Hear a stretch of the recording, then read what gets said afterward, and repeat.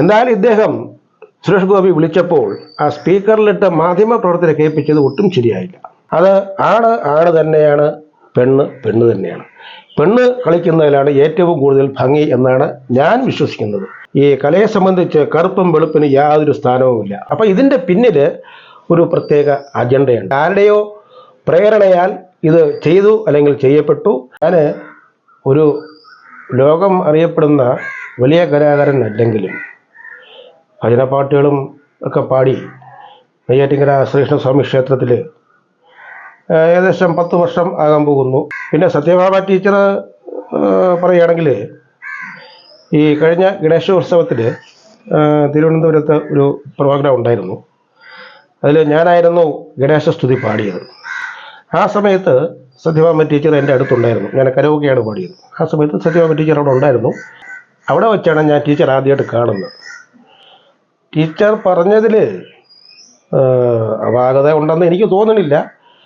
എന്താന്ന് പറഞ്ഞാൽ ഇപ്പോൾ ഈ കറുത്ത ആൾക്കാരും കലാപരമായിട്ട് ഡാൻസ് കളിക്കുന്നുണ്ട്, എല്ലാം ചെയ്യുന്നുണ്ട്, വെളുത്ത ആൾക്കാരും ചെയ്യുന്നുണ്ട്. അപ്പോൾ കലയും കറുപ്പും വെളുപ്പോട്ട് യാതൊരു ബന്ധവുമില്ല. പക്ഷേ ഒരു സ്ത്രീ അല്ലെങ്കിൽ ഒരു കുട്ടി, ഒരു പെൺകുട്ടി, അത് വലുതാവട്ടെ ചെറുതാവട്ടെ, സ്ത്രീ വേഷത്തിൽ ഡാൻസ് കളിക്കുന്നത് കാണാൻ നല്ല ചന്തമുണ്ട്. അതുപോലെയല്ല ഒരു പുരുഷൻ ആ ഒരു വേഷമിട്ട് ഭരതനാട്യം കളിച്ചാലും കുച്ചിപ്പുടി ആയാലും എന്തായാലും അത് ആണ് തന്നെയാണ്, പെണ്ണ് തന്നെയാണ്. പെണ്ണ് കളിക്കുന്നതിലാണ് ഏറ്റവും കൂടുതൽ ഭംഗി എന്നാണ് ഞാൻ വിശ്വസിക്കുന്നത്. ഞാനൊരു വലിയ കലാകാരനല്ല, ഞാൻ നേരത്തെ പറഞ്ഞു കഴിഞ്ഞു.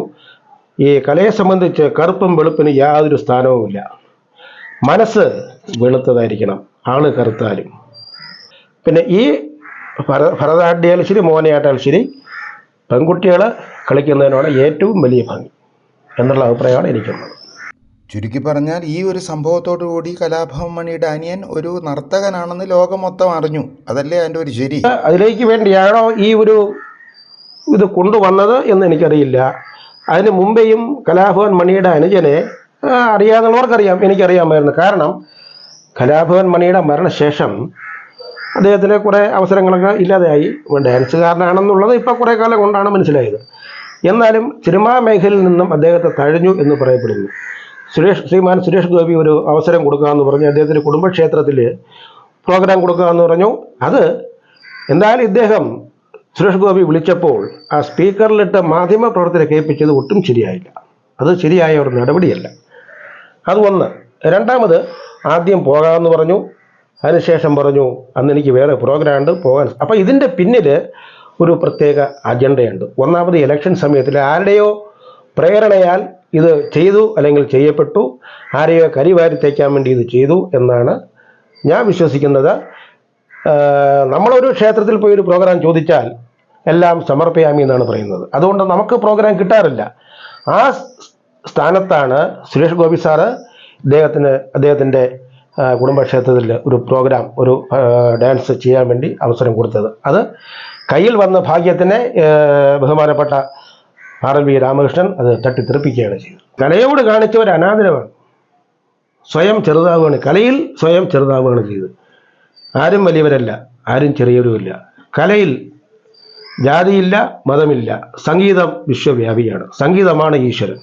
പഴയ മാധ്യമ പ്രവർത്തനമല്ല ഇപ്പോൾ. ഏതൊരു കലാകാരനെയും കെട്ടിത്താക്കുക, ചവിട്ടിത്താക്കുക, മോശമായ രീതിയിൽ പരസ്യപ്പെടുത്തുക എന്നുള്ള പ്രവർത്തനം ആയിപ്പോയി ഇപ്പോൾ ചാനലുകാർ ചെയ്യുന്നത്.